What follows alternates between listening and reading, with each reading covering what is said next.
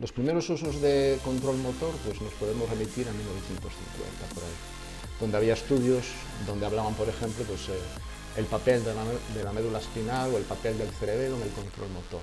Desafortunadamente no se está creando investigadores, se está creando publicadores. Exacto. El tema de lo que es la rehabilitación, la readaptación, es un tema súper complejo. Es decir, a ver, y cuanto más te metes en cada una de las cosas que se involucran, es súper complejo. Hemos 2 más 2 igual a 4, ahí ya está, ahí se acabó. Ahí somos malos profesionales. Sí, total. Pasa que se junta después con la gente, tú ya tienes experiencia, pero a mí me lo comenta gente que empieza, ¿no? Que dicen, es que yo tengo parálisis por análisis, ¿no? Y hizo la siguiente pregunta. ¿Cuántos de los que estáis aquí utilizáis la fuerza-velocidad para entrenar? Uno levantó la mano. Es un reflejo muy primitivo. En una situación de riesgo, ¡bum!, se activa. Claro, cuando tú cierras los ojos, tú lo dijiste antes, la situación es de incertidumbre. En España hay muy pocos investigadores en los sistemas complejos.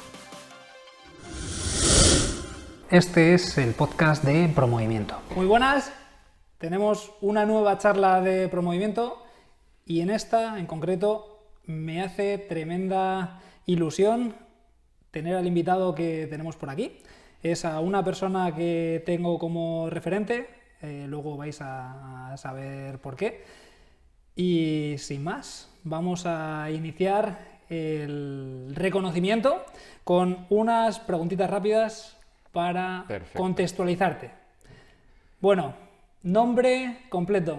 Nombre completo, Miguel Ángel Fernández del Olmo. Muy bien. Sé que todo el mundo me conoce por Miguel del Olmo, por esto de abreviar. Vale. O como, conocido en redes sociales como... Neurocontrol motor. Exacto, que eso nos va a dar un poquito de pistas de lo que vamos a comentar en el día de hoy. Bien, ¿apodo dentro del sector? Pues yo creo que no tengo ningún apodo dentro del sector, quiero decir. La gente igual me dice Neurocontrol motor o... Pero no, Miguel. Es como muchas veces la visita de personas que tenemos perro, que al final nos conocemos por el perro y no nos conocemos por el nombre, nos conocemos por el nick de Instagram. Sí, porque a veces me dicen, oye, es nada, Neurocontrol motor. Vale, joder, nada. Sí, es acojonante. ¿Lugar de residencia? Madrid.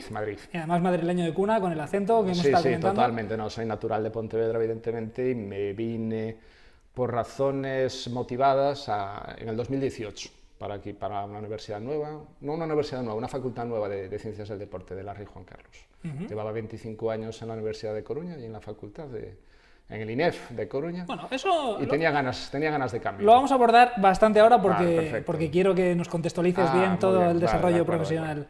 Vale, formación reglada, ¿qué tienes de cuna? Licenciado en Educación Física y doctor en Educación Física. Ajá. ¿Y años de experiencia? Años de experiencia, pues yo me licencié creo que en el 2001 y desde el 2001 he desarrollado cuestiones vinculadas con el entrenamiento. Desde 2001, ¿no? Estamos hablando. Sí, desde el 2001, sí. Si hacemos la experiencia laboral desde el 2001. Unos 24 añitos, ¿no? Sí.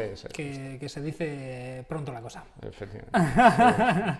Bueno, Miguel, pues ahora sí que ha llegado el momento en el que me gustaría que nos comentases tu recorrido profesional. De acuerdo. Pues como decía, hice la licenciatura de Educación Física en el INEF de Coruña. Al acabar, pues empecé a hacer el tema del doctorado, me hice también algún posgrado más de electromiografía clínica en la Universidad de Barcelona.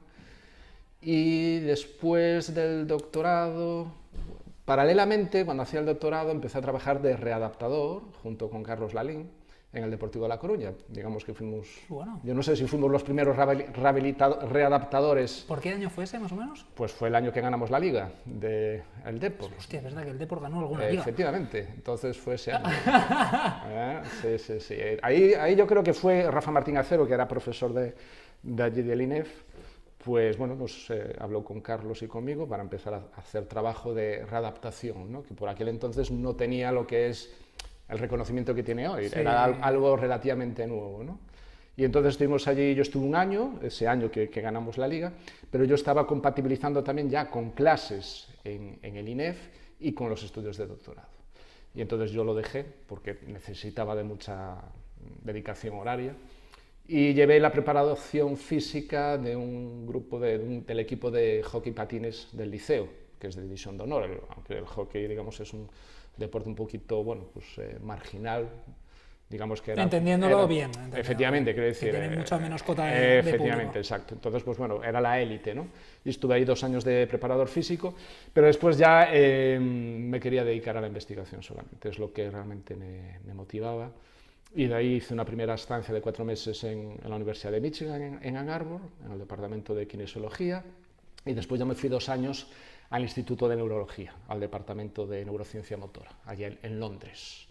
Después de esos 2 años volví, para que no me echaran del trabajo, a Coruña otra vez, a la facultad, y al poquito tiempo me fui casi también 2 años a la Universidad de Berkeley.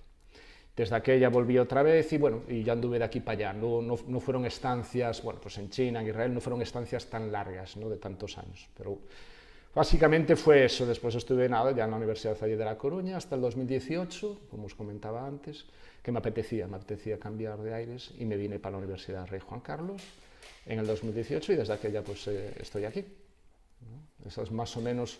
Se dice pronto, se dice pronto. Al final has estado... Los años dan para mucho, ¿no? Sí, total. Sí. En tu caso sí, en tu caso seguro. Seguramente, sí. De todo esto, ¿has tenido en algún momento, quitando esa parte del Deportivo La Coruña, sí, donde estuviste de campo, ¿has tenido ese vínculo con el campo directo? No, yo a partir de, ya te digo, yo después de estar como preparador físico del liceo, fue una decisión de decir, a mí lo que me apasionaba era la investigación. Disfruté mucho esos años de, bueno, pues de readaptador y de preparador físico, pero lo que realmente me motivaba era la investigación. Entonces, digamos que de ahí, vamos, no se puede, si uno quiere ser investigador, se necesita dedicación completa. Sí, ¿vale? Yo ahí, bueno, tú eres una persona que también has venido un poquito, aunque no haya sido extensa la carrera de campo. Sí. Seguro que eso también te ha generado un poquito pues esa base de cuestionarte cosas totalmente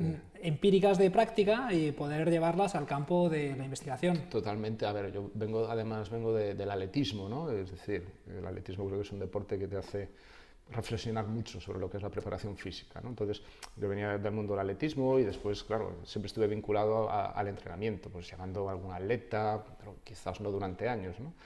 Pero sí, hombre, yo creo que, digamos que la parte de reflexión empírica de la práctica nunca la he perdido. Por eso yo creo que intento balancear muy bien a veces lo que nos dice la investigación con lo que es la práctica, ¿vale? Porque muchas veces, desafortunadamente, cuando algunas veces se habla de basado en la evidencia científica, no se usa esa evidencia científica como se debiera. ¿Vale? Luego vamos a entrar un poquito en ese concepto porque sí. Con lo que yo te llevo siguiendo, creo que compartimos bastantes puntos en ese sentido. Te lo decía también a colación de que muchas veces yo he estado vinculado también un poquito con la investigación. Sí. De hecho, uno de mis recorridos fue el orientarme hacia una tesis doctoral. Ajá. Hice el máster de investigación. Lo que pasa que en mi caso el fútbol sí que me atrapó. ¿No? Me quedé ahí y ya no quise ver nada más. Normal. Es cuestión de preferencias. No, sí, justo. No hay... Justo. Y una de las cosas que a mí me ha surgido a lo largo de todo este tiempo también es el hecho de que, derivado del meterte en el día a día del campo, te surgen muchas preguntas, que esas preguntas muchas veces, si estás solamente metido dentro de un entorno de investigación y con una necesidad impuesta de tener que publicar, se publica mucha paja realmente dentro de todo esto. Ahí me das en el... No, porque en la fibra, no te he visto toda la línea de investigación. En la fibra porque es algo que yo estoy un poquito criticando constantemente, que es que desafortunadamente no se está creando investigadores, se está creando publicadores. Exacto. Pero bueno, es la situación real. Yo creo que yo a veces me refiero como la ley del péndulo, ¿no? Yo cuando hice los estudios de doctorado sobre 2001, antes de 2001, había muy poca investigación en nuestra área, muy poca. Yo hice los cursos de doctorado con mis propios profesores. Es una ciencia relativamente muy nueva. Entonces hemos pasado de prácticamente no se publicaba nada, pues ¡pum!, a la otra a la otra esquina del péndulo, ¿no? Donde la gente publica, pero claro, al final falta calidad, falta reflexión sobre el objetivo, el objeto de estudio, ¿entiendes? Entonces, comparto esa opinión que tú tienes, Beltrán. Por eso sabía que ibas a estar bastante de mi lado. Vamos a llevarnos bien, ¿no? Sí, seguro que sí. Además, con la gente de Galicia, después de la coñita que le he metido del Depor, la tengo que arreglar de alguna forma. Nada, no te preocupes, hombre, pobre deportivo. ¿Quién lo ha visto, quién lo ve? Vale, haciendo alusión al recorrido que has tenido a nivel de investigación y al nick que tienes en Instagram, me gustaría abrir el melón de qué es el control motor, porque creo que ha sido algo que se ha pervertido mucho, igual que el entrenamiento funcional a nivel de concepto, y me gustaría pues que pudiésemos debatir un poquito. Sí, yo cuando empecé y abrí la cuenta mía en Instagram y empecé a ver temas de control motor, ejercicios de control motor, se me pusieron los ojos como platos, tío. A ver, los primeros usos de control motor pues nos podemos remitir a 1950, por ahí, donde había estudios donde hablaban, por ejemplo, pues, el papel de la médula espinal o el papel del cerebelo en el control motor. Era como, digamos, el papel de las diferentes estructuras del sistema nervioso en el control del movimiento. Esa es un poquito la acepción que tenía por aquel entonces, es decir, se refería al sistema nervioso, como el sistema nervioso nos ayuda a controlar el movimiento. Era una aceptación, bueno, o un uso muy cotidiano, ¿no? en el ámbito de la neurología y neurofisiología. Después también el control motor se convirtió en una disciplina científica, que esto es importante, ¿vale? Es decir, empezó a haber una confluencia de utilizar diferentes disciplinas científicas, biomecánica, neurología, neuropsicología, neurofisiología, para entender los mecanismos del movimiento. Entonces hay una disciplina científica tal cual que se llama control motor, hay una asociación internacional de control motor cuyos objetivos es entender los mecanismos que regulan el movimiento. Y esas son las dos acepciones. ¿Cuál ha sido el problema? El problema ha sido, pues creo que desde la fisioterapia se empezó a usar, por el tema de los dolores de espalda, se empezó a usar como que esos dolores de espalda eran debidos a un mal control motor. Y ahí se cagó. Perdón por la expresión, pero como dicen los argentinos, cagamos. ¿Por qué? Porque se empezó a hablar después, claro, de ejercicios de control motor, cuando no tiene sentido ninguno hablar de ejercicios de control motor, porque si el control motor son los mecanismos que regulan el movimiento, cualquier movimiento implica un control motor. Pero entonces, claro, el empezar a utilizar el control motor como una capacidad, porque ese es el problema, utilizarlo como una capacidad, como yo utilizo la velocidad, la flexibilidad, digo, pues control motor, ahí está el problema. Porque no puedes limitar el control motor como una capacidad. Hay factores neurofisiológicos, psicológicos, hormonales, genéticos. Entonces, cuando digo quiero mejorar el control motor, es como decir quiero mejorar el movimiento. Pues vale, para eso estamos y hacemos lo que hacemos, ¿no? Qué gusto, Miguel, qué gusto, por favor, que podamos haber abierto este melón, porque es eso, es hacer unas sentadillas control motor o no es control motor. Es que para mí... estamos en ese punto, lo que pasa que claro, para mí se ha acepcionado... Claro, no tiene sentido esa acepción. ¿Cuál es el objetivo? Tú dime, ¿cuál es el objetivo de hacer una sentadilla? ¿Mejorar la fuerza? Perfecto. Ahora me dices, ¿mejorar el control motor?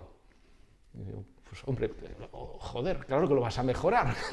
Mejoras la fuerza, mejoras los procesos de control de ese movimiento. Los procesos de integración de cada una de las estructuras. Claro, pero no existen ejercicios de control motor. Es que todos los ejercicios son de control motor. Claro, lo que pasa es que después, fíjate, un término que a mí me gusta mucho, coño, que es la técnica. Coño, si te refieres a la técnica, pues no, estoy intentando mejorar la técnica de ejecución de este movimiento, vale, pues háblame de esto, tío, pero no me hables, estoy mejorando el control motor, ¿qué es esto? Al final no nos entendemos, porque tú vas a usar control motor con una acepción, el otro con la otra acepción, pero esto pasa, por ejemplo, con la propiocepción. Claro, el otro melón. Claro, ¿qué es el entrenamiento propioceptivo? ¿Se puede entrenar la propiocepción? Coño, pues va a depender de lo que tú entiendas por propiocepción, porque hay diferentes definiciones, hay diferentes conceptos, entonces ese es otro problema. Lo que está claro es que el concepto no tradicional, ojo, sino el concepto popular o idiosincrasia que Sí, se ha sí, hecho hacia este tipo de conceptos, creo que en muchos casos es errónea, o por lo menos que incita al error de comprensión por parte de personas que no son especialistas, incluso algunos especialistas que no se han metido tanto en Claro, porque estas materias. al final tú no conoces mínimamente pues, cuestiones básicas del movimiento, joder, pues claro, cometes esos errores. Yo a veces aconsejo incluso a la gente, en vez de decir, estoy trabajando en la propiocepción, que son conceptos difíciles de definir, conceptos difíciles de medir.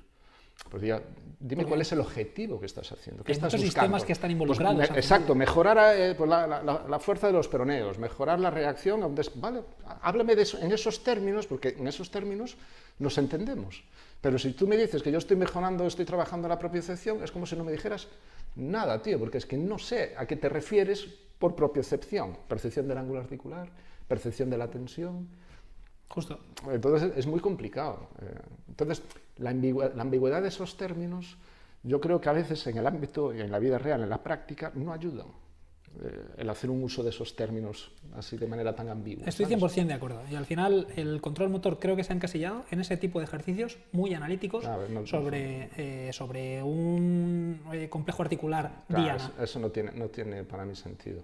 Si quieres referirte, pues quiero mejorar la activación muscular, bueno, vale, pues dilo, quiero mejorar la activación muscular, agonista-antagonista en esta articulación, para eso propongo unas situaciones pues, de desequilibrio, para aumentar el stiffness, perfecto, pero no me digas, estoy mejorando el control motor, porque no me estás diciendo nada. Sí, justo. No me estás explicando lo que estás haciendo. Es hablar de todo y de nada a la vez. Claro, efectivamente. Sí. Entonces, si tuvieses que dar, después de todo este proceso de tiempo que te has pasado investigando y reflexionando sobre ello, ¿qué definición darías al control motor? Para que quedase meridianamente claro y no se hiciese un mal uso de ello.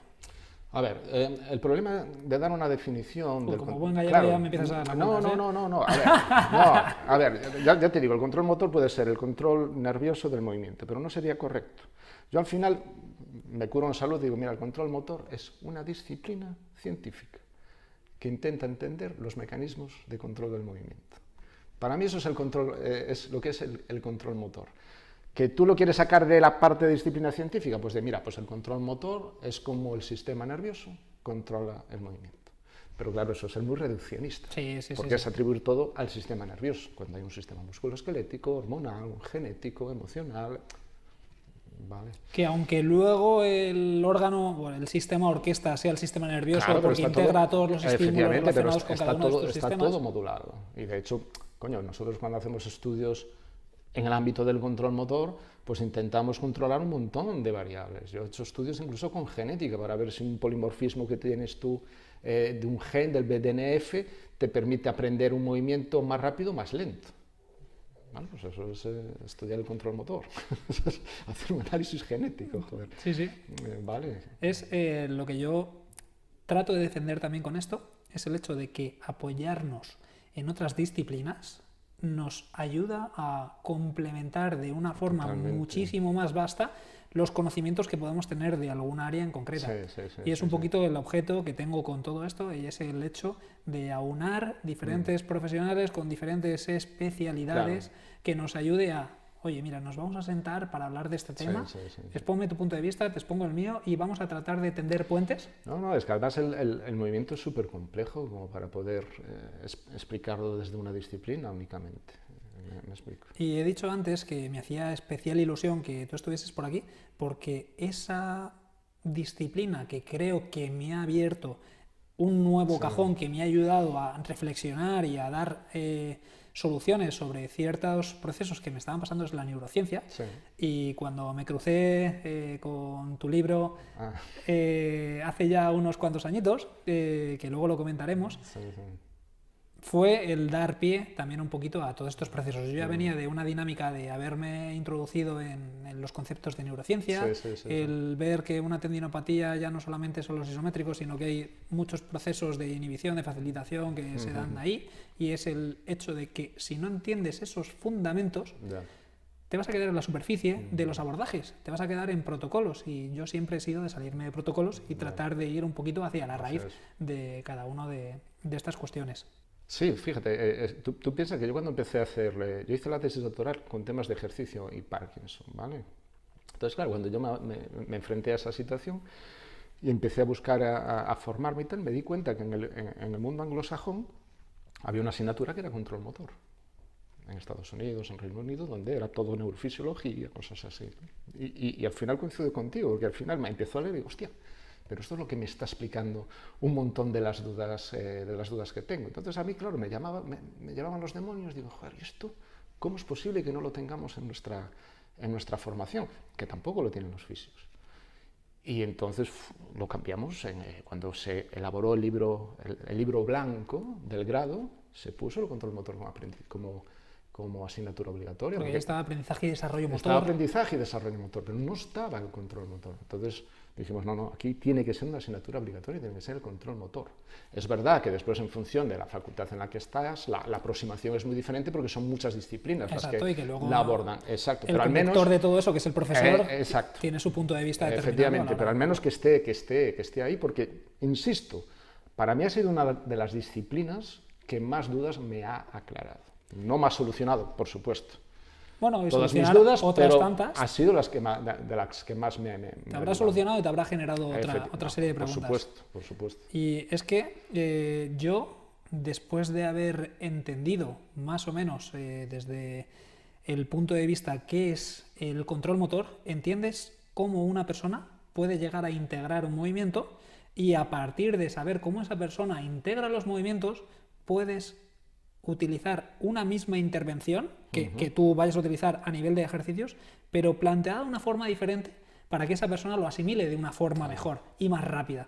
Con lo cual, que todas las personas que realmente se están delante de personas tratando de ayudarlas a mejorar su desempeño motriz, deberían saber los fundamentos de cómo esa persona puede llegar a aprender y cómo esa persona integra todos esos procesos de información que los diferentes sistemas de su cuerpo le da, y que el resultado de una ejecución es el resultado de una percepción y de un procesamiento de toda esa información. Yo a mis alumnos, cuando les empiezo a impartir la asignatura, les digo, a ver, ¿tú sabes lo que haces para coger este vaso? Digo, venga, explícame lo que haces. Oh, lo miro, pues sí, pero explícame un poquito más. A ver, ¿cómo sabes el peso? Cómo estimas, te anticipas, corriges. Entonces, claro, se dan cuenta de cosas tan básicas que nunca reflexionamos sobre ellas. Exacto. ¿Vale? Es que ahí es cuando me empezó a explotar la cabeza. Cuando empiezas a investigar un poquito del feed forward. El feed forward, el feedback. Coño, pero si esto es lo que estamos haciendo todo el día y no lo conocemos. Pero de una forma tan natural que te parece normal. Exacto, pero que después fíjate tú lo que es la relevancia que pueda tener eso. Cuando uno entiende que quizás mediante feedback es imposible evitar una lesión, digo, entonces, ¿para qué trabajas ese feedback en el gimnasio? Igual tienes que trabajar la anticipación, el feed forward. Pero si no entendemos esos mecanismos o esos principios básicos del control del movimiento, pues yo creo que el control motor te da esa visión. Esa amplitud de miras. Exacto, es muy complicado, pero yo a veces le digo a los alumnos, no, nosotros observamos a alguien hacer una media sentadilla, no podemos simplemente fijarnos en ángulos, no solo eso. En lo que esté pensando el sujeto va a afectar a los circuitos que están ahí implicados. Digo, no es lo mismo hacer una media sentadilla pensando en la media sentadilla que pensando en la novia. Lo siento, pero no es lo mismo. Sí, y ahí es donde entra también un poquito el modelo de cómo das los feedbacks, exacto, si es hacia ese feedback intrínseco, si es hacia un elemento externo, que ahí es donde creo que hay muchísima riqueza. Espera, te voy a hacer una pequeña pausa dentro del capítulo. No sé si te he comentado que he creado Promovimiento Academy. Promovimiento Academy es una plataforma en la que vas a poder recibir contenido sobre recuperación de lesiones con los profesionales de primer nivel, tratando de aunar los diferentes puntos de vista y criterios a lo largo de todo el proceso de recuperación. Promovimiento Academy es una academia que está en construcción, con lo cual los cursos van a ir evolucionando según pase el tiempo, de forma que cuando tú adquieras un curso y lo vuelvas a revisar al cabo de un tiempo, seguramente encuentres novedades, aunque si estás dentro de él recibirás los avisos de esas actualizaciones. Te dejo el link abajo. También hacías hace no demasiado una publicación sobre la estimulación cortical relacionada con ciertos ejercicios que me parece muy interesante traerlo también un poquito hacia acá, porque se nos abren diferentes vías en las que en diferentes momentos de esa persona puede ser más interesante un recurso u otro. Porque, por ejemplo, en las primeras fases que tenemos de recuperación de una lesión, igual sí que es muy interesante ese feedback intrínseco de, oye, mira, siente esto, posiciónate, pero luego, en ese modelo de exposición al caos, te tienes que pasar hacia esos factores externos que te ayudan a desarrollar aún más esos mapas de anticipación para que no tengas que ser solamente alimentándote dentro de un bucle de retroalimentación cerrado, sino que te bases en un abierto, pero ya con unos márgenes mucho más grandes de anticipación. Yo, el tema de lo que es la rehabilitación, la readaptación, es un tema súper complejo. Es decir, a ver, y cuanto más te metes en cada una de las cosas que se involucran, es súper complejo, porque es muy paradójico, fíjate, un poco lo que te digo. A veces uno se lesiona y yo me repito mucho, ¿no? Pero esa situación lesional no la puedes replicar en la readaptación, no la puedes replicar. Si tú tienes un esguince de tobillo, eso es porque la carga ha superado la tensión de la musculatura, de los perones. Tú eso no lo puedes replicar en el gimnasio. Entonces, ¿qué hago en el gimnasio? Fortalezco los peroneos, después sé que no hay ninguna respuesta refleja que me evite a mí esa lesión. Entonces, trabajo la respuesta de desequilibrio. Es muy complejo, porque claro, después tú lo que dices, prestamos atención, pues yo que sé, en una recepción a la posición de las rodillas, el valgo, el varo y tal, ¿no? Para evitar pues lesiones. Claro, pero eso lo vas a tener que automatizar, porque cuando vayas a darle una cabezada al balón no vas a estar pensando en la posición de la rodilla en la recepción, vas a estar pensando en la posición del balón. Entonces es realmente, y te voy a hablar es realmente complejo, ¿eh? A mí me resulta complejo, me resultaría muy estresante. Pero ya eso que tú has dicho ya es tremendamente estresante, ya solamente el modelo mecanicista. Pero cuando te empiezas a meter también en la influencia que puede tener ese sistema vestibular a la hora de hacer ese on-off de un músculo, porque ha tenido un desajuste de esa integración, que te ha hecho ese barrido de activación muscular, que te hace que en una recepción normal puedas recepcionar, pero cuando has tenido ese giro de cabeza, te haya hecho una desconexión. O simplemente cuando extiendes la cabeza y te van todos los reflejos vestibuloespinales a provocar las tensiones que son casi involuntarias, ¿no? Que ahí es cuando empiezas a rascar un poquito más en otras disciplinas, cuando te das realmente cuenta de decir, ostras, es que esto tiene mucha tela. Tiene miga. Tiene mucha tela. Tiene miga. Por eso yo soy una persona incansable en cuanto a tratar de entender esos procesos que hay detrás de cada una de estas cosas. Intelectualmente, para aquellos que estáis en la práctica, es un reto. Es decir, el buscar todos aquellos factores, porque claro, ya partimos de identificamos cuál es el factor lesional y ahí ya es un mundo, ¿no? Porque es multifactorial. Entonces, si es multifactorial, claro, después la intervención tendrá que ser multifactorial o va a ser... A mí me resulta muy estimulante, intelectualmente hablando. Abriendo ese cajón, porque también están las ciencias de la complejidad, comparto pero disiento. Yo disiento mucho. En el sentido de... Yo te lo digo así, yo soy un poquito anticomplejo. Que si todo es muy complejo, entonces nada se puede solucionar. Entonces la intervención que tú haces no va a tener ningún efecto potencial. Y ahí es donde yo realmente tengo esa discrepancia muy marcada con ello. A ver. Porque si hablamos de factores dentro de una recuperación, coño, habrá factores más importantes y menos importantes, más trascendentes y menos trascendentes. Pero que tú me digas que si empiezas a cubrir factores, no empiezas a tratar de controlar probabilidades de no reproducir ese escenario, entonces... Yo tengo mi opinión sobre los sistemas complejos, porque los sistemas no dinámicos, esto viene ya de mucho antes de que se trajera aquí en España al tema de la preparación física y estas cosas. Y es verdad que los sistemas no dinámicos nos permiten un análisis del movimiento que hasta ese momento no se hacía, ¿no? Pues el valor que puede tener la variabilidad, el valor que puede tener el error. Pero eso es una cuestión. Otra cuestión, y uno de los problemas para mí que yo lo veo a los sistemas complejos, es cómo traduzco esto a la práctica. Que no solamente una limitación de los sistemas complejos, es una limitación de muchas otras teorías, porque al final los sistemas complejos es una teoría más de control, en este caso del control del movimiento, ¿vale? Ya que estamos hablando del control del movimiento, ¿no? Entonces, claro, el llevar eso a la práctica es muy complicado y al final muchos caen en el error de pensar que variando algo ya estamos haciendo variabilidad o qué variabilidad, la relevante, la que no es relevante, qué trabajamos. ¿Me explico? Sí. No está de más tener esa visión totalmente. de que tal, pero hoy por hoy esa teoría, su traducción a la práctica es muy, muy limitada, porque es realmente difícil. Yo a veces le digo un poco, digo, a ver, todo es tan complejo y sin embargo tú quieres, cambiando una sola cosa, que se reorganice todo. Entonces no es tan complejo. Exacto.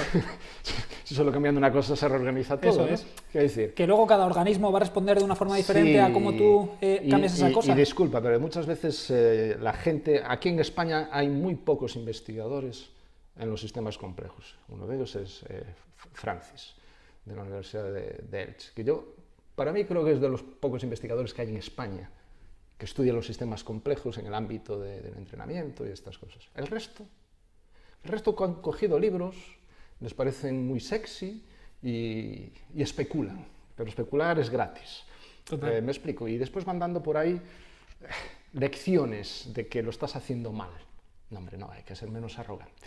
Vamos a ver un poco la línea de la intervención que has hecho, si ha tenido algún efecto o no ha tenido ningún efecto, y entonces ahí me dices si ha fracasado o no ha fracasado. Claro, pero el hecho de que no encaje con tu forma de entender el abordaje, aparte, pero está consiguiendo resultados, igual hay que empezar a reflexionar. Aparte, mira, o tú estás en la práctica, y voy a ser así de tajante, o tú estás en el ámbito práctico, desde la investigación, el dar consejos, o ya no dar consejos, porque igual los consejos pueden estar bien, pero decir, no, te estás equivocando, hombre, tienes que ser muy arrogante.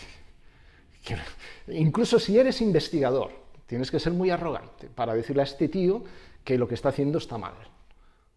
Porque tú has hecho un estudio y has encontrado eso. Pero imagínate si encima no has hecho ningún estudio, pero te digo, no, lo estás haciendo mal. Total. Claro, es decir, yo no he rehabilitado a nadie en mi vida, no he hecho readaptación en mi vida, pero yo te veo hacer, lo estás haciendo mal. Hombre, pero es que esto pasa.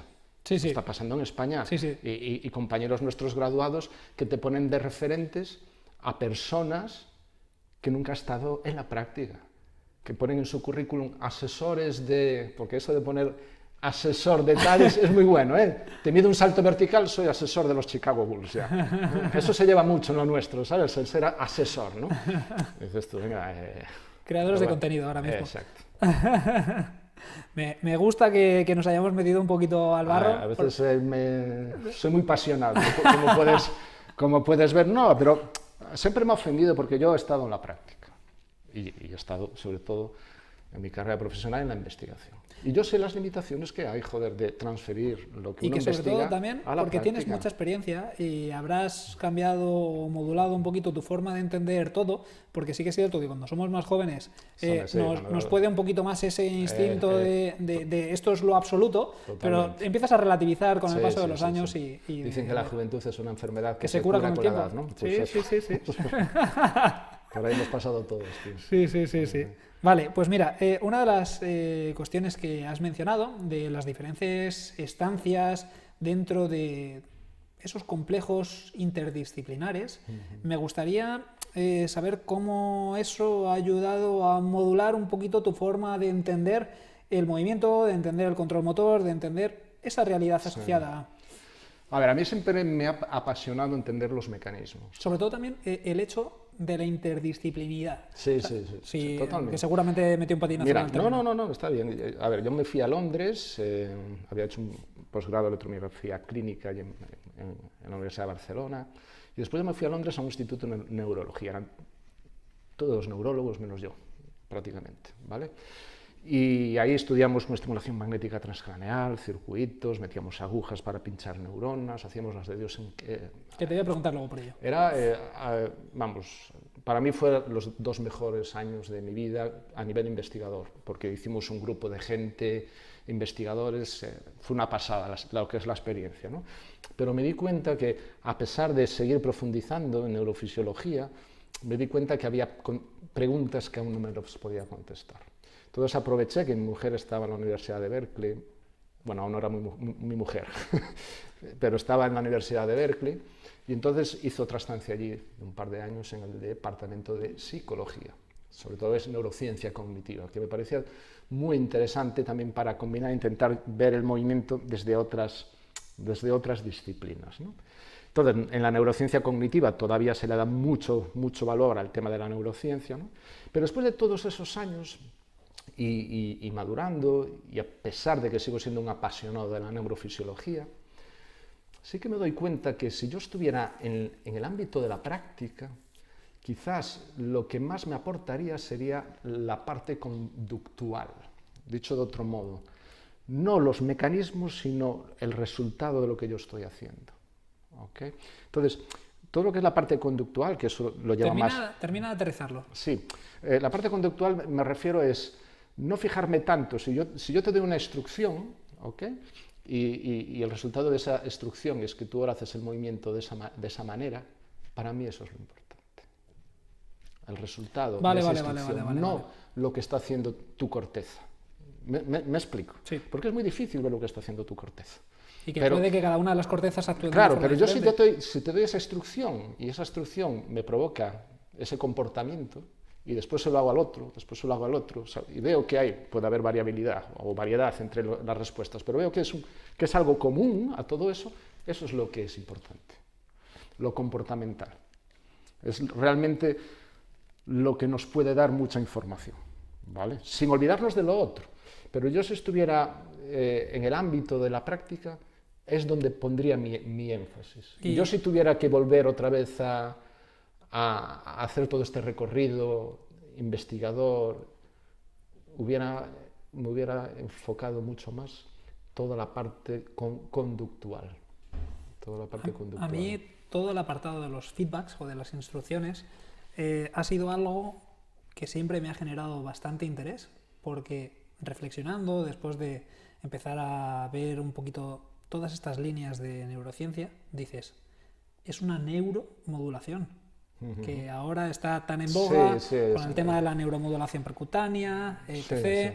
Y parece que solamente podemos incidir dentro del sistema nervioso a través de esos elementos externos cuando todo es neuromodulación. ¿Qué no es neuro? Claro. Es ahí donde está el punto. Entonces, hasta yo usé neurocontrol motor. A ver, yo quería poner en Instagram... ¿eh? No, pero mira, ¿por qué? Yo quería poner control motor. Estaba pillado ya. ¿Pillado? Creo, porque tengo una página web y quería un dominio. 3.000 euros el dominio, dije, venga, hombre. Entonces vi neurocontrol motor, está libre, pa'lante. Pa'lante y tal, ¿no? Pero al final dije, joder, Miguel, tú también estás con los neuros, ¿no? Quiero decir, que no soy un mal ejemplo o un buen ejemplo de la crítica que estás haciendo, ¿no? Si lo utilizas en base a eso, yo creo que está... Bueno, esa fue la justificación, si no hubiera hecho control motor y punto. Pero es verdad, hombre, es ridículo pero todo. Es que creo que es fundamental también porque antes igual cambiaba mucho de ejercicios y ahora de lo que de unos años para acá me estoy preocupando más es de tratar de encontrar las vías también a nivel de instrucciones que te pueden ayudar a que esa persona entienda ese mensaje de una forma más clara. Aparte lo del contexto, poner los constraints de una forma determinada para generar ese comportamiento directo, pero creo que no que hagamos un misconcepting de lo que es la verbalidad, pero sí que está muy infravalorada el hecho de esa capacidad de comunicación. Totalmente. Y tiene unos efectos muy grandes dentro del manejo y del aprendizaje motor. Yo creo que eso es la expertise a veces de un entrenador. Yo vengo del atletismo. La expertise de un entrenador es observar el movimiento, ver hay un error y decir, mira, haz esto. Y pum, y corregir ese error. Claro, es que esa es la clave. Por eso soy muy fan de las metáforas. Sí, es decir, todo aquello que tu deportista, tu cliente, sea capaz de traducir en un comportamiento que tú buscas, esa es la clave. Claro, joder. Es que, porque reflexionando mucho de esto, que ha sido una de las cosas que más me ha ocupado, dices, muchas veces con esa instrucción bien dada, lo que estás haciendo es esa reorganización de los modelos inversos para hacer toda esa telepredicción de lo que vas a tener que hacer y cómo lo vas a tener que hacer y lo que te puedes encontrar y cómo se tiene que modular. Claro, después si tienes los conocimientos de decir, bueno, y esto es a qué puede ser debido y puedes reflexionar, eso todo está muy bien, está perfecto, porque eso además te permite decir, mira, pues igual está funcionando por algo diferente a lo que yo creía. Yo creo que eso también es una actitud muy importante. Mira, esto funciona, pero igual por algo que no es lo que yo creo. Que no tengo del todo controlado. Claro, pero cuando hacemos 2 más 2 igual a 4, ahí ya está, ahí se acabó. Eso no, ahí somos malos profesionales. Sí, total. Pasa que se junta después con la gente, tú ya tienes experiencia, pero a mí me lo comenta gente que empieza, ¿no? Que dice, es que yo tengo parálisis por análisis, ¿no? Es decir, no soy capaz de tomar decisiones porque tengo demasiada información. Demasiada información o quiero buscar... Claro, después tienes que empezar a integrar, a canalizar, ver qué es relevante, ver qué no es relevante. Pero si nunca pierdes esa visión autorreflexiva, autocrítica, si nunca la pierdes, perfecto. El problema... Y esto es problema ya, es una crítica que hago yo a la universidad, y yo soy profesor universitario. No estamos creando graduados reflexivos. Justo. Tengo mi mismo punto de vista en eso. Estamos fracasando en eso. No sé si es que no interesa o qué. Entiendo que la gente busca certidumbres. A ver, yo creo que ese es el sino del ser humano, claro, el hecho de tratar de buscar cosas que puedas agarrar. Me critican muchas veces, no de mal modo, ¿no? Pero me dicen, joder, Miguel, yo esto lo tenía claro. Vengo a una clase contigo o me das una conferencia de unas horas y ya lo que tenía claro ya no lo tengo claro. Tío, me decía, me estás generando mucha incertidumbre. Yo te estoy diciendo lo que hay. Si quieres vivir en el mundo de certidumbre, vive. Pero tener incertidumbre no quita que sigas tomando las decisiones que estás tomando. Simplemente te está dando más criterios, te está dando más información que mañana, coño, esto no está pasando lo que yo creía. Puede ser por eso, ¿no? Exacto. A ver, yo es que soy de un tipo de persona que me baso mucho en el modelo del método científico, entonces es mi forma de abordar la vida en general. Abrir los árboles de decisión, A, B, funciona, no funciona, claro. Busca soluciones, pivotas, tiras para un lado, tiras para otro. Efectivamente, es que al final somos caso N1, caso único. Tú tienes a tu deportista o tienes a tu cliente, ese es un caso, tío. Aplica lo que el conocimiento científico lo puedes aplicar ahí. El conocimiento científico es tener esa capacidad reflexiva, joder. Sí, total. Es así de simple. Y a veces te das cuenta que la gente acaba, macho, el grado y no tiene esa capacidad reflexiva porque después los ves comprando ahí en Instagram aseveraciones de gente que dice barbaridades, tío. Y la gente lo digiere como... Porque creo que ahora mismo la gente se polariza hacia los extremos. Sí, puede ser. Concepto que es muy fuerte, que critica muchas cosas que te encajan, pues me voy a ese barco y ahí me quedo. Es la lástima. Yo siempre me he intentado salir de ese perfil de lucha. De hecho, lo que busco siempre es integrar y crear y construir en lugar de destruir. Pero bueno, en el marketing nunca ha sido bueno del todo, en ese sentido. Vale, Miguel, mira, te voy a rescatar un poquito una de las cosas que has dicho, que tenía también por aquí, y es que en ciertos estudios has utilizado diferentes técnicas de estimulación transcraneal, eléctrica, y me gustaría que nos contases cómo eso lo has relacionado con el movimiento, qué influencia tenía y demás. A ver, yo me formé allí en Londres, tuvimos 2 años en el centro pionero casi de la estimulación magnética transcraneal, que es poder estimular áreas de la corteza con impulsos magnéticos, ¿no? Pues eso es una técnica que desde el punto de vista de la neurofisiología es fascinante, porque te permite explorar muchísimas cosas. A nivel comportamental también es fascinante porque tú puedes hacer alguna tarea y puedo ver pues, cómo diferentes áreas están implicadas en esa tarea, ¿no? En estas cosas. Pero claro, piensa que todo esto está en situaciones muy controladas. Eso es lo que es la estimulación magnética transcraneal. Después, claro, eso se llevó al ámbito ya de la rehabilitación, no de la rehabilitación, perdón, de la terapia, ¿no? Para ciertas patologías. Está aprobado el uso en depresión resistente a la medicación, por ejemplo, en la FDA de Estados Unidos, ¿sí? Pero hay mucha controversia sobre el uso de esas técnicas en el tratamiento de otras patologías. Desafortunadamente, hay numerosos centros aquí en España que ofertan esa técnica para Parkinson, para muchísimas patologías, cuando no hay evidencias ningunas.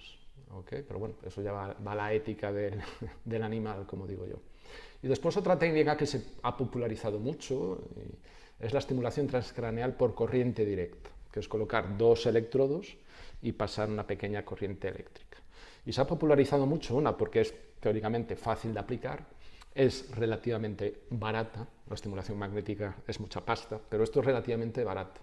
Y se ha popularizado tanto que muchísimos fisioterapeutas lo están usando. Y es una técnica que yo critico mucho, porque las evidencias lo que nos dicen es que las evidencias nos dicen que no vale para nada. Sí. Sí, sí. A ver. O sea, el resumen es... Si yo tuviera que resumir, o estoy siendo un poco tajante, es que no.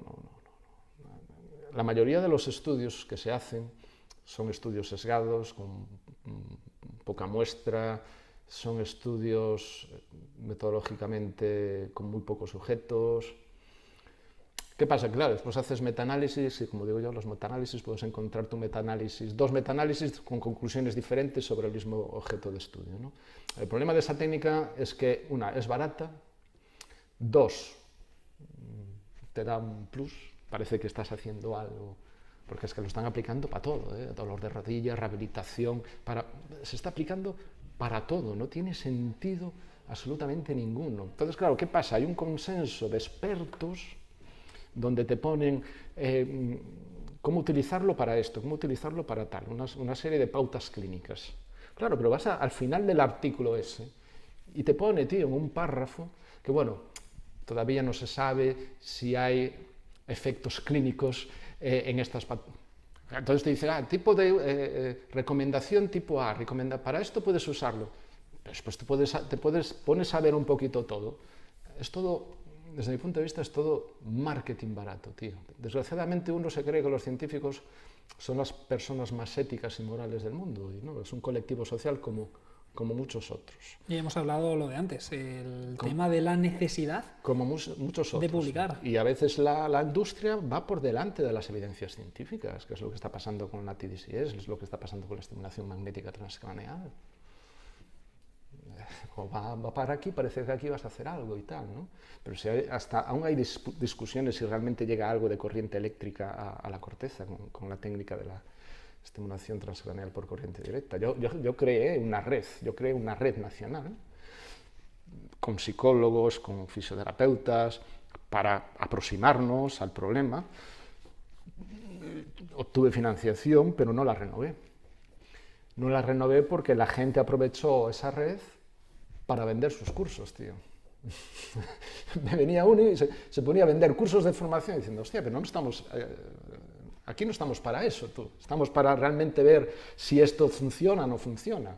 Entonces, digamos que hay siempre intereses económicos que da igual las evidencias que pongas sobre la mesa. Da igual. Y el problema con la TDCS se llama, es que, claro, puedes modificar tantos parámetros, que si la zona, que si el tiempo, que si el ánodo, que si el cátodo, que si esta estimulación, que si aquí, que cada estudio utiliza parámetros diferentes, con lo cual es imposible llegar a conclusiones de algo, ¿sabes? A mí lo que me nace de lo que estás diciendo es que no es que estés diciendo que la técnica no funciona, sino que son muchos parámetros los que hay que controlar y que la evidencia científica que hay al respecto, como hay que controlar todos esos parámetros, que posiblemente no se tenga el rigor necesario a la hora de llevarlo a cabo, es muy difícil hacerte caso de eso que se está publicando. Tú imagínate, te pongo este ejemplo que es una representación de tal. Yo hago, hago un entrenamiento, ¿sí? Y mido 10 variables y mejoro esta variable de aquí. ¿Sí? Vuelvo a hacer este entrenamiento, mido otras 10 variables y me mejora otra variable diferente. Hago este entrenamiento, mido 10 variables y me mejora otra variable diferente. Entonces tú al final acabas diciendo, el entrenamiento mejora el rendimiento. Y dices, espera, que de 10 estudios, en uno solo mejora esto, en otro solo mejora esto, en otro solo mejora esto. Es decir, no mejora nada, pero si lo cojo todo en total, digo, mejora el rendimiento. Pues eso es lo que está pasando. Hago la TDCS y pruebo aquí, mido 4 cosas, me mejora esto. Claro, pero lo vuelvo a hacer y ahora me mejora otra cosa. Lo vuelvo a hacer, me mejora otra cosa. Y bueno, perdona, no está mejorando nada. Porque cuando lo aplicas 10 veces... Cada vez ha mejorado una cosa. Pero si digo mejoro la cognición, pero estás midiendo 10. Cajón desastre.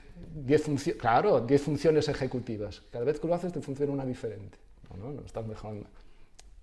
¿Entiendes un poquito Sí, el truco que hay en eso? Totalmente. Fue uno no en el caso del estudio del control motor, pero en otros por los cuales me quise salir de la rueda de primeras. Ahora, pues en algunos casos, para dar un poquito de algunas respuestas a cuestiones que me han surgido derivadas de la práctica, digo, bueno, pues no me importaría colaborar tratando de aportar algún tipo de cuestiones para ver si eso cursa. Yo llevo 20 años investigando con eso. No hemos tenido un estudio utilizando TDCS que hayamos encontrado un efecto. Y hemos hecho los estudios con mayores muestras que se han hecho en el mundo. ¿Y cero. ¿Qué cantidad de muestra para hacernos Pues una idea? mira, acabamos de sacar un estudio ahora con unos 80 tíos, que está en vías de publicación porque como no hay efectos, los journals te lo rechazan. Incluso que el que no haya efecto también es un efecto. Hombre, que no haya efecto, eso tiene que publicarse. Exacto, justo. Pero ese es el sesgo de los metaanálisis. Eso es. Pero eso nos está pasando y te lo rechazan así, porque no hay efecto. Hicimos otro estudio donde fue el estudio con sujetos sanos, con el mayor número de sesiones de estimulación hechas hasta el momento. Eran, no sé, 25 o 30 sesiones de estimulación, aprendiendo a escribir a máquina, con 3 grupos. Y lo que encontramos es una mejora que era una mejora estadística, tío. En las 10 primeras sesiones, de reducir 2 errores. Es decir, que esa mejora estadística puede ser derivada incluso de la práctica. No es práctica. relevante, no es relevante. Pero que incluso puede ser derivada de la práctica. Y es eso, y el análisis en sí, si haces otro análisis, no sale. Pero es que no nos lo publicaban si no había ningún efecto. Fíjate lo que te estoy diciendo. El estudio más controlado, con mayor muestra y con el mayor número de sesiones. Y no te lo publican. Total, Pues esa es la... Pero me gusta que una persona que ha llevado tanto y que lleva tantos años en investigación como tú, exteriorice y ponga un poquito encima de la mesa este problema que hay, porque es real, a fin de cuentas. A ver, que yo después tengo discusiones con aquellos que obtienen resultados, claro. Pero bueno, eso es lícito, esas discusiones. Sí, exacto. En relación también un poquito al control motor, al aprendizaje y desarrollo motor, está el concepto de las neuronas espejo. ¿Realmente hay neuronas espejo? ¿O hay áreas corticales que se encargan de hacer esos procesos que se le...? A ver, el tema de las neuronas espejo, yo investigué también con la estimulación magnética transcranial en una estrategia para explorar las neuronas espejo. Esto, claro, esto fue de Giacomo Risolati, ¿no?, de la Universidad de Parma, que ellos estaban registrando en neuronas de la zona premotora, en macacos, cuando hacían movimientos, hacia una comida, ¿no? Y comprobaban que en el momento que alguien iba y retiraba los cacahuetes, esa neurona del mono se activaba sin el mono haber hecho el movimiento, ¿no? Entonces, digamos que fue un descubrimiento casual en ese laboratorio. Entonces empezaron a hacer más estudios y comprobaron que efectivamente había una serie de neuronas que respondían o que se activaban durante la acción de un movimiento, pero también durante la mera observación de ese movimiento. Entonces esto fue, yo creo que de los últimos 30 años, fue el descubrimiento en neurociencia más sexy hasta el momento, ¿no? Pero como todo descubrimiento en neurociencia sexy, al final uno intenta explicar todo en base a las neuronas espejo. ¿Por qué digo esto? Porque se empezó a decir, pues la gente con autismo igual tiene el sistema de neuronas espejo que no está funcionando bien, entonces por eso tal y cual. Al final se ha ido diluyendo todo en el tiempo. Esto pasa en la ciencia, es decir, hubo aquí un boom de temas de neuronas espejo y al final se ha ido diluyendo y bueno, queda saber cuál es la relevancia real de esas neuronas espejo. Sí, pero me iba al caso de, ¿son neuronas que tienen un perfil estructural diferente? ¿O son las neuronas que están enmarcadas dentro de un área concreta? Que ahí es donde nos metemos dentro de los modelos inversos. Sí, no, teóricamente se localizaron en el área premotora, pero después se ha visto que prácticamente hay ese tipo de neuronas en muchas otras áreas. Después porque al final es la visualización del movimiento, es la construcción del movimiento. Después hay quien critica un poco si estas propiedades realmente son únicas de ese tipo de neuronas. Entonces ahí, digamos, bueno, hay un debate así bastante enconado en ese sentido. Hay detractores que dicen, oye, mira, esto es algo que forma parte de las características, seguramente la mayor parte de las neuronas, ¿no? Y otros que dicen, no, no, esto solamente es aquí porque... Yo eso, ya te digo, es una reflexión que me hice, porque digo, realmente el tú ver un movimiento lo que te está haciendo es tirar de la base de movimientos que tú tienes, con lo cual ahí te vas a los márgenes de memoria que tiene el cerebro, con lo cual haces neuronas de comunicación con el hipocampo con la corteza premotora, para la planificación, tal. Entonces dices, ¿son realmente neuronas motoras o son procesos neuronales para...? La cuestión es entender si realmente existen esas neuronas, y parece ser que sí que existen esas neuronas con esas propiedades, al final acabas preguntándote lo mismo. ¿Qué es lo que hace? Y ahí es donde nos perdemos. Porque al final, como al final trabaja todo en conjunto, mi jefe John Rothwell, ¿no? Que es uno de los papás del control motor y tal, y un gran neurofisiólogo ya jubilado, con el que estuve yo en Londres, me decía, ninguna estructura del cerebro por sí sola hace nada. Es decir, necesita otras estructuras. Trabajamos en redes de trabajo. Entonces, claro, ver si una neurona se activa aquí, se activa, te da información, pero después, claro, lo que es ves el árbol, pero ver el bosque entero es mucho más complicado. Derivado de esto me ha surgido una duda. A través de las diferentes técnicas de estimulación craneal, se puede llegar, imagínate, tú identificas una disfunción que tiene una persona porque por el evento que haya surgido en su vida, pues es más incapaz de conectar esa corteza parietal con todo el apartado sensorial. A través de esa técnica podrías llegar a integrar un poquito más ese bucle neuronal, ¿no? No.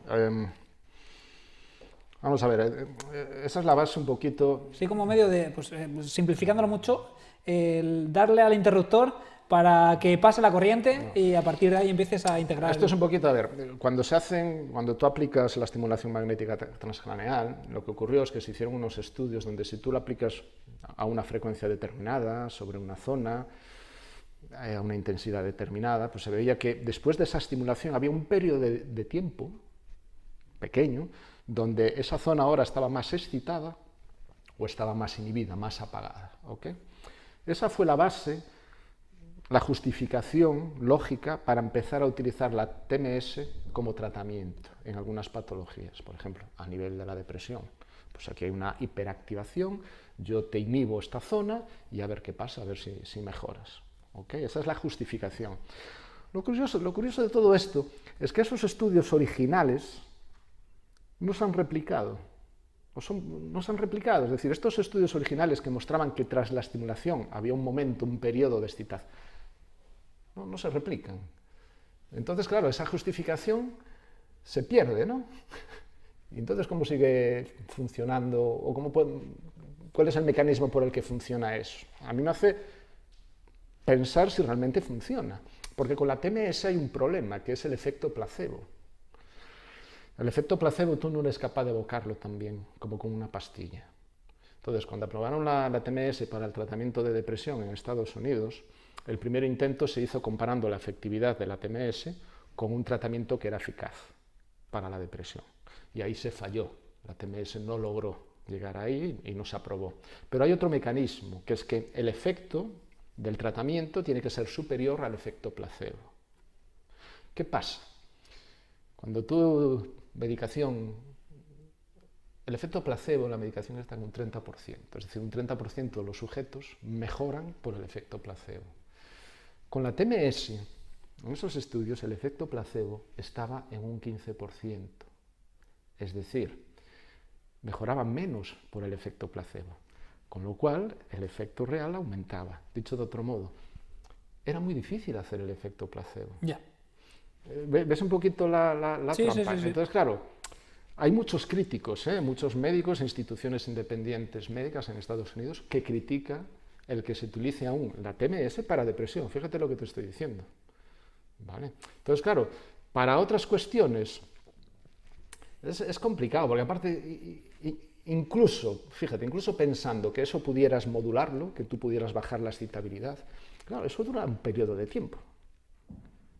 Eso después vuelve otra vez, tienes que volver a darle. Entonces, claro, a veces hacen sesiones de 3 semanas por probar y después vienes cada X tiempo, te cobro $300 o 300 euros la sesión, ¿no?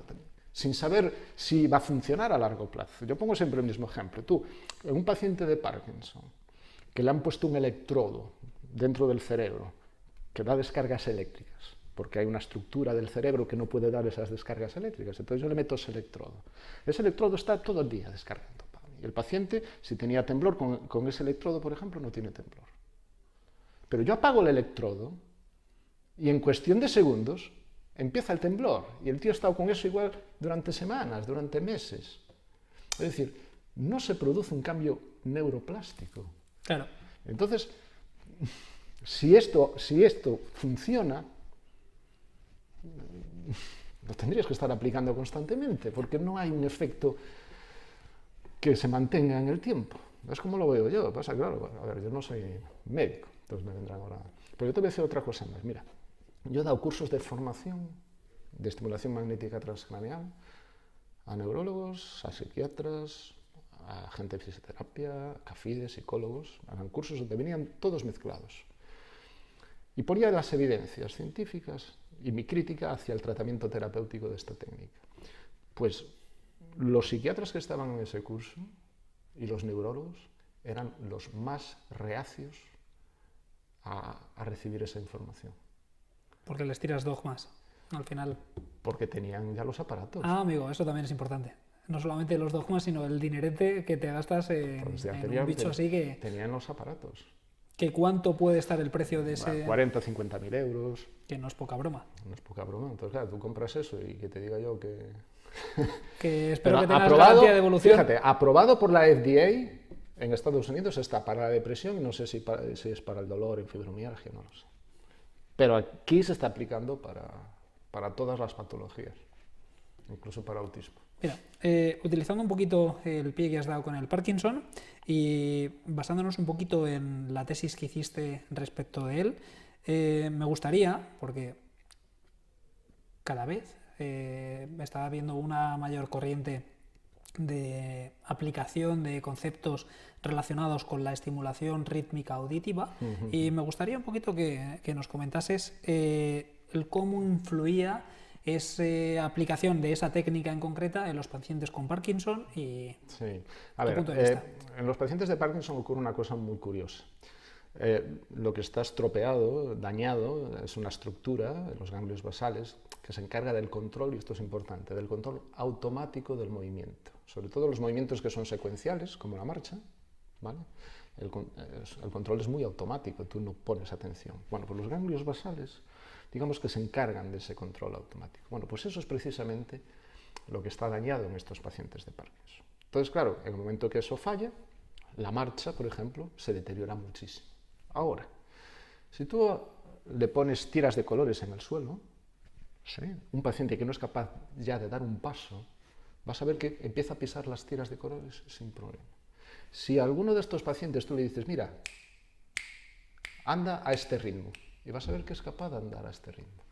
¿Por qué? Porque en el momento que él tiene que poner atención al movimiento, los ganglios basales ya no participan en ese control, participan otras estructuras que aún no están deterioradas, y el paciente de ese modo puede mejorar mucho ese movimiento. Que el control consciente, estamos hablando un poquito del lóbulo frontal más. No, es a nivel más del cerebelo, ¿vale? Es más a nivel claro, del cerebelo, exacto. Pero evidentemente en el momento que tú pones rítmico, atención, toda la corteza también prefrontal también se va a activar, ¿no?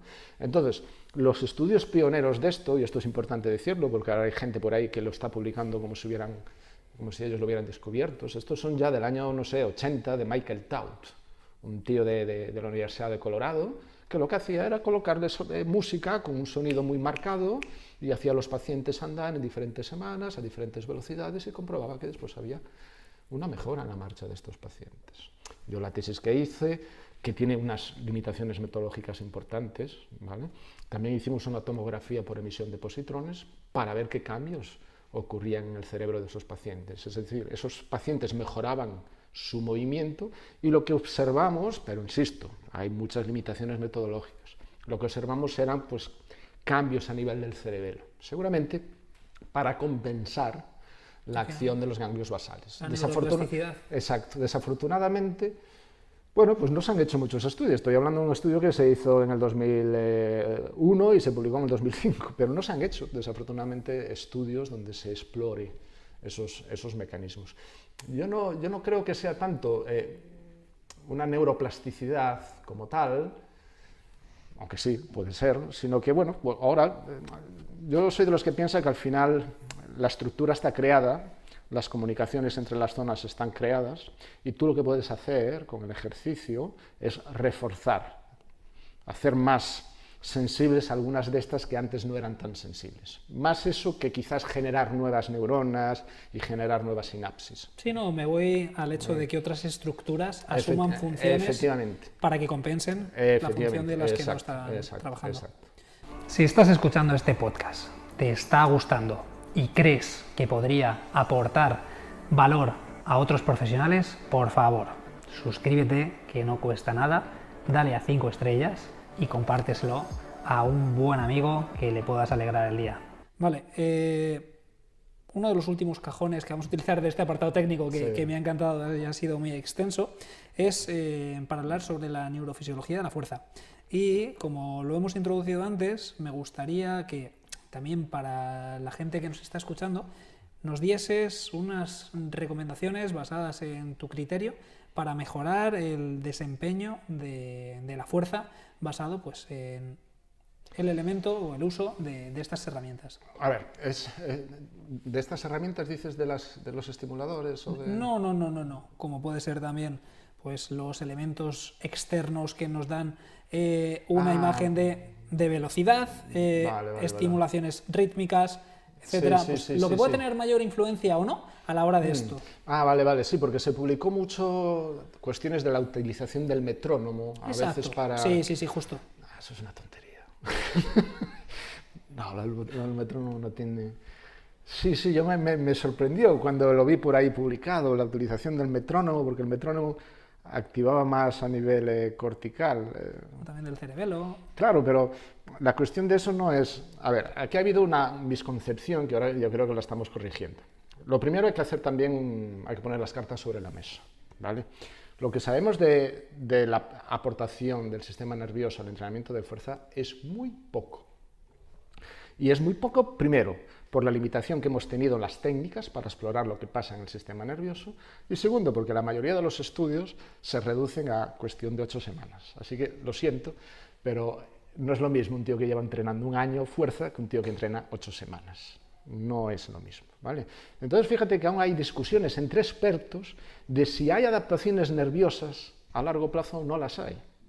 Parece que hay cambios, al menos en lo que sabemos en las primeras semanas, 8 semanas, pero hay cambios en el comportamiento de las neuronas motoras, pero se está discutiendo incluso si esos cambios son permanentes o son temporales. El problema es que no tenemos estudios longitudinales de más de 2 meses. Hasta que no hagamos estudios longitudinales donde exploremos los mecanismos nerviosos a lo largo de un periodo de tiempo de un año, no vamos a ser capaces de contestar a esa pregunta de si hay adaptaciones nerviosas a largo plazo o no las hay. Eso por una parte. Y por otra parte, y en las redes sociales yo lo he visto, se le ha estado dando mucha importancia al tema de la excitabilidad cortical en la fuerza. Y eso es un error. Por eso lo del metrónomo. Claro, veían que en el metrónomo aumentaba el potencial cuando tú lo provocabas. Pero eso, la fuerza, a la corteza le da igual, tío. A la corteza lo que le importa es la dificultad del movimiento. Cuanto más difícil sea el movimiento, más implicación va a tener la corteza. La fuerza es algo que a la corteza es como algo muy... esto es muy grosero, esto, ¿para qué me voy a encargar yo? Que la corteza al final es el nivel superior que tenemos. Entonces de esto se tienen que encargar otras estructuras. ¿Qué pasa? Que nosotros solo podíamos medir lo que pasaba aquí, con las técnicas que teníamos, y lo que pasaba aquí. Y no podíamos medir todo lo que pasaba por ahí. El tronco cefálico, ¿no? Claro, entonces... hicimos un estudio en el 2014 donde vimos que con un reflejo de sobresalto, ahora de repente la RFD se disparaba un 30% en sujetos entrenados. Y el reflejo de sobresalto se desencadena en la formación reticular que está en el tronco del encéfalo, no está aquí. Esto fue un paper del 2014 que no le hizo ni Dios ni caso. Quiero decir, yo estaba todo emocionado y nadie le hizo ni caso. Pero en el 2020, un grupo inglés hizo el primer estudio con macacos, donde demostraron que efectivamente que la formación reticular era donde se estaban produciendo las principales adaptaciones. Entonces, por eso digo que cuando uno intenta hacer ejercicios de fuerza, intentando buscar ese incremento de la excitabilidad cortical, tiene que plantearse qué es lo que está haciendo. Okay. Yo sí quiero que la corteza esté activa todo el tiempo, voy a tener que estar proponiendo tareas todo el tiempo, pero ¿para qué quiero yo eso? O una tarea que te pueda mantener el foco marcado de lo que estás haciendo. No, en el momento que tú sabes hacer la tarea, esto se apaga.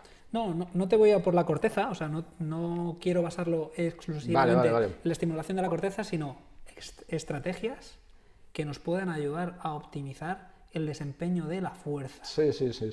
A ver, porque sí que es cierto que mi experiencia con ello, cuando no le das a una persona un foco concreto, aunque tú les digas, perdón, un foco concreto no, porque tú le puedes decir a esa persona, quiero que me lo muevas a la máxima velocidad.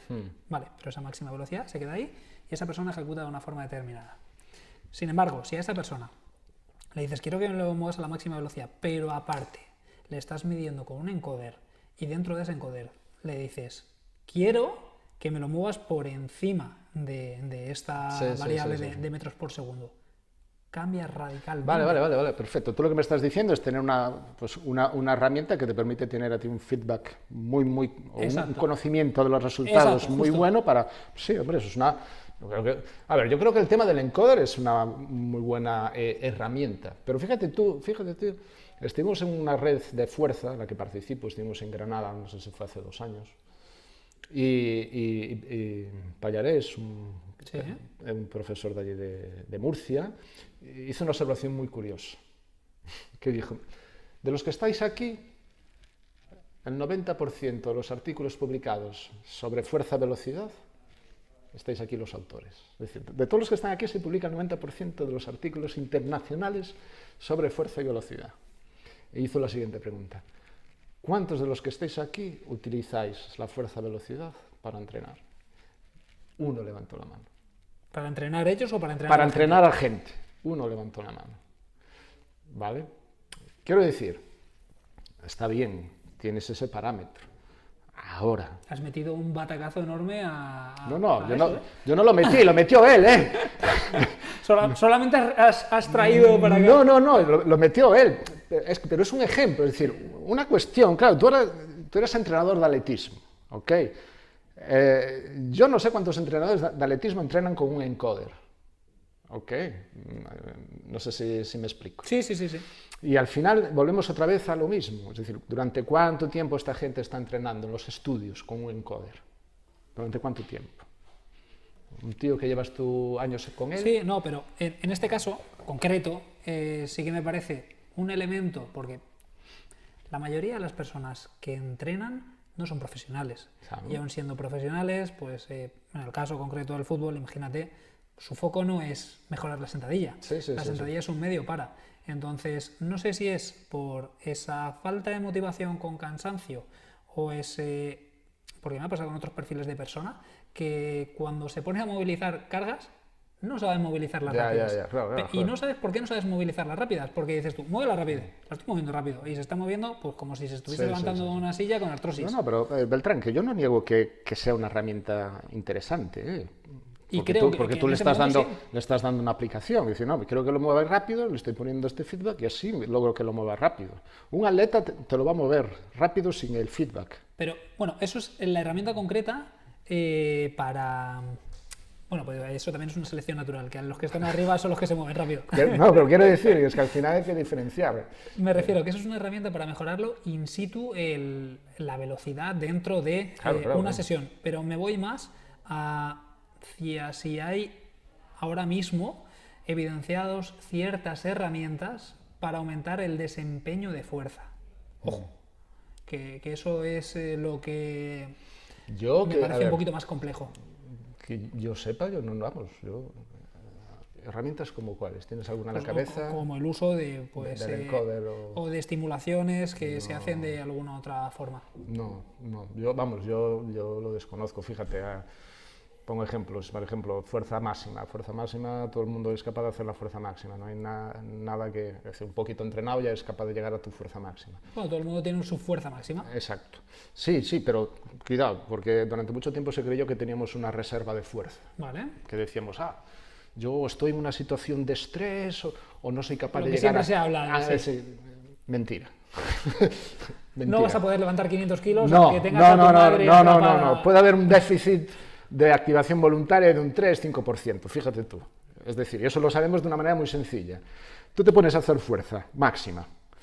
Cuando estés haciendo fuerza máxima, yo te doy un impulso magnético y te voy a reclutar aquellas neuronas que tú voluntariamente no has reclutado. Si tú reclutas todas, la fuerza aquí no aumenta. Si tú reclutas pocas, la fuerza aquí va a aumentar cuando yo te dé el impulso magnético, ¿sí o no? Sí. Bueno, pues cuando hacemos eso, tenemos una activación voluntaria de un 95-99%. Dicho de otro modo, que lo mucho... Que el margen de esa reserva de fuerza... Nada, eso era un mito. La RFD es otra cosa, porque lo estamos viendo con el reflejo de sobresalto. Con el reflejo de sobresalto estamos teniendo incrementos del 30% en sujetos entrenados, que es una barbaridad. Pero claro, no hay un método de entrenamiento para eso. Me explico. Porque eso necesitas un estímulo sonoro muy brusco. Entonces, claro, tú no puedes entrenar con eso. Un grupo, esto es y lo suelto aquí, un grupo de... Y también con la estimulación visual, porque ahora cada vez más se está viendo un poquito la influencia de esa activación del sistema visual. No sé exactamente los mecanismos, pero hay muchos levantadores de peso que están empezando a implementarlo y ante un mismo peso, ese aumento de RFD, te va a hacer que lo puedas llegar a levantar o no lo llegas a levantar. No, es más... Pues el levantamiento olímpico se está viendo que... Eso le tengo que preguntar a Marcos Soriano, pero sería más lo contrario. Es decir, tú si cierras los ojos, es probable que la carga la muevas más rápido que con los ojos abiertos. Sí. Incluso con la incertidumbre que genera. Precisamente por eso. Sí. Este es el estudio que yo te quería comentar. Es decir, un grupo de Alicante, Rafa Sabido, hicieron un estudio donde hacían press de banca conociendo la carga que había que levantar o sin conocer la carga que había que levantar. Es decir, simplemente ojos cerrados, concéntrico totalmente para no percibir el peso. Cuando estabas con los ojos cerrados se incrementaba la RFD, de manera muy similar a cuando yo daba el reflejo del sobresalto. Pasa que no le dieron continuidad a esos estudios. Pero a mí me tiene sentido, porque la formación reticular, al final, es una zona... El reflejo de sobresalto es un reflejo de protección. Total. Haces esto, ¿vale? Es un reflejo... Exacto, es un reflejo muy primitivo. En una situación de riesgo, ¡bum!, ¡pum!, se activa. Claro, cuando tú cierras los ojos, tú lo dijiste antes, la situación es de incertidumbre. Entonces igual ahí esa formación reticular se está estimulando. Claro. Me explico, pero ya te digo, no hicieron más estudios. Pero podría, y ahora estoy especulando, podría ser una opción. La cuestión es si después con los ojos abiertos existe cierto efecto. Porque nosotros en el momento que te damos el sobresalto, ¡plas!, ¡pum!, se incrementa el RFD un 30%. Pero en el siguiente intento, sin el sobresalto, no se aumenta. Curioso. Porque no se activa la zona. Claro. Vale. Pero ya te digo, desconozco. Le he de preguntar a Marco Soriano. Nos tenemos que emplazar entonces a otra charla en el futuro. Sí. Vale, Miguel, pues mira, para ir cerrando, que si no, no vas a llegar a recoger a tu hija, y a mí me van a echar también la bronca comiendo. Es lo que hay, chicos. Ya... mira, me gustaría que lo cerrásemos con el bloque de cómo estás viendo tú el panorama actual del sector y de los profesionales. En cuanto al sector, me refiero hacia dónde crees que se va a poder expandir y cómo crees, con la influencia de todas estas nuevos canales de entrada de tecnología, como son la inteligencia artificial y demás, ¿cómo crees que nos va a afectar en el desempeño de nuestra profesión? A ver, yo creo que ahí, Beltrán, tú tienes más que aportar que yo, ¿vale? Yo he estado fuera de este mundo, pero sí que me ha sorprendido una cosa. yo cuando empecé con lo de las redes sociales, empecé a seguir a gente, graduados y tal y cual. Aquí hay mucho graduado también por Madrid que fueron alumnos míos, Emotion, César y toda esta gente, y Bruno y tal. Y tengo que decir, tío, que joder, me agradó muchísimo el nivel de conocimiento que habéis llegado a desarrollar, ¿vale? Porque eso no lo habéis adquirido únicamente en la universidad. No, de hecho, sobre todo es fuera, yo creo. La universidad te da el medio. Sí, pero es eso, la universidad te tiene que dar las bases, que son fundamentales. No vamos a hacerle aquí el juego a estos que van por ahí que te dicen no vayas a la universidad, ponte a hacer eso. No, eso no es así. La universidad te tiene que dar las bases, ¿no? Pero a mí me ha sorprendido gratamente, también hay ciertas cosas que no me han sorprendido gratamente, ¿no? Pero me ha sorprendido gratamente que hay un nicho de gente, sois un grupo de gente, tú eres ejemplo de ello, que, joder, dices tú, coño, mira, estos tienen una capacidad reflexiva, se han especializado, coño, tienen un conocimiento sobre esto que a mí personalmente me ha sorprendido, ¿no? Y yo creo que ahí lo estáis haciendo muy bien, porque es que yo cuando en mi época no había esto de entrenador personal, tío.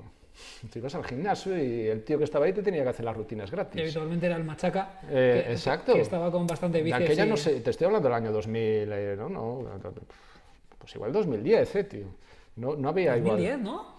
2001, a ver, yo ya me En pierdo. 2010 yo ya estaba casi 2010 no, joder, no, hombre, no, 2001 no, coño, fue cuando hice yo No, pero 2005 para abajo, el tema de la preparación física yo creo que fue a partir de esos años, quizás, ¿no?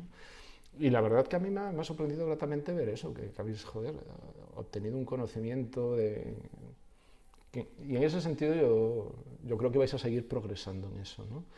Yo no sé hasta qué punto las nuevas tecnologías os van a aportar algo. Igual os van a aportar a la hora de rentabilizar mejor vuestro tiempo. Pero yo no sé si una IA va a poder... no lo sé. Si te va a poder aportar algo más en el ámbito... Claro, hay técnicas, joder, el MyJump y estas cosas que, coño, ahora puedes ver, eso es acojonante, ¿no? Puedes ver ahí la altura del salto, ya eso con un móvil, y ahora ya puedes ver también un encoder casi con un móvil y los ángulos con un móvil, pero cuidado lo de demasiada información, ¿qué hacemos con ella? Justo. No es verdad eso de que lo que no puedes medir no se puede mejorar, eso es mentira. Eso es mentira, porque tú no puedes medir todo lo que se puede mejorar. No, exacto. ¿Vale? Entonces, eso es así, ¿no? Entonces, cuidado también, porque yo sí que he percibido en compañeros míos, con los GPS de los futbolistas y tal, minería de datos, y les pregunté, bueno, ¿esto realmente os está valiendo para algo? ¿Os está valiendo para tomar decisiones? Y ves que tampoco tanto. Entonces, ahí vais a ser vosotros los que realmente vais a decir, mira, esta herramienta me vale, esta herramienta no me vale. La tecnología va a seguir evolucionando. Ahora, los mecanismos de control van a ser siempre los mismos. Y el cómo intervenir sobre ellos, yo creo que vais a ser vosotros los intermediarios. Es que ahora mismo están saliendo tantas cosas que están intentando también vincular la biología molecular con los chips de control de la inteligencia artificial para hacer la modulación de genes y unas cantidades de cosas aberrantes en cuanto a la novedad. Pero tú piensas que aún nos falta mucho para entender, por ejemplo, cómo funciona esto. Total. Pero... Y es que ahí es donde se abre un poco la dicotomía de que todavía no nos conocemos bien a nosotros mismos, y meter un cambio tan heavy se están haciendo avances en neurorehabilitación, sobre todo, muy importantes, joder. En ese sentido se están haciendo avances, ingenieros que ahora te meten un electrodo en la médula espinal y a un tío paralítico puede empezar a andar, es decir, es acojonante. Pero los mecanismos aún no los entendemos. Claro, que ese es ahí donde está el punto importante. Entonces sí, se está evolucionando, pero fíjate en qué casos yo te estoy poniendo, ¿no? El que la tecnología pueda aplicarse de una manera, pues como tú aplicas el encoder, ¿no? Para obtener un rendimiento y tal y cual, no sé, yo lo veo... Complicado. Aún lo veo complicado, sí. Pero igual me equivoco, tampoco soy un experto en esa materia, precisamente. Vale, pues mira, para cerrar, me gustaría que nos dieses una recomendación de algún libro que te haya marcado. Por supuesto, puedes recomendar tu libro. No, para nada. No, que te haya marcado a ti. A ver, el libro que me ha marcado a mí, ya te lo digo ya ahora, ¿no? Es ese libro de John Rothwell, ¿no? Control del movimiento humano, es en inglés, pero bueno, eso es una piedra. Eso es una piedra, tío, que no es que sea muy grande, es que es en blanco y negro y los dibujos a mano, es decir, la cosa más fea, menos... a mí personalmente me marcó. Fue un libro que fue el que me dijo, oye, yo me quiero ir con este tío, porque es que era leerte un folio, macho, y necesitabas 3 horas para procesarlo. Sí, sí, total. Es decir, la densidad de información que tenía, y solo hizo eso, no sacó ni más ediciones ni hostias. También para él sería una piedra sacarlo. Sí, sí, yo creo, yo creo, es que lo hizo además cuando estaba haciendo creo que estaba haciendo no sé si su tesis doctoral o su postdoc, pero dices, hostia, pero fue un libro, para mí fue un libro que me marcó. Después hay muchos libros así bueno, que están bien. Con uno más, yo creo que... Uno más. ¿Con cuál te quedarías aparte del de John? Pero claro, yo aunque no sea relacionado directamente con tu margen de aplicación directa en la profesión. No sé, tío. A mí el otro libro que me gusta mucho es uno de Rosenkranz, que es también análisis del movimiento humano. Me gusta mucho también porque se va a otro tipo de movimientos, piano, ¿sabes? Otros movimientos más... Más de control fino. Sí, es mucho más comportamental, no es de neurofisiología. Y también me gusta bastante. Después, hombre, sí, hay otros libros que podría recomendar, ¿no? Como el libro de aprendizaje, no el de la última edición de Smith, Aprendizaje y Control Motor, es un libro que no está de más leerlo. No la última, la primera edición. La última, porque ya ha fallecido, hay otros autores. Pero la primera o segunda edición de Aprendizaje y Control Motor es un libro muy bonito para leer. Bueno, por aquí quedan todas las recomendaciones. Sí, Miguel, ha sido un tremendo honor y un gusto un placer, tenerte por aquí y poder charlar mío, un poquito sí, y espero que sea la primera de unas cuantas. Perfecto.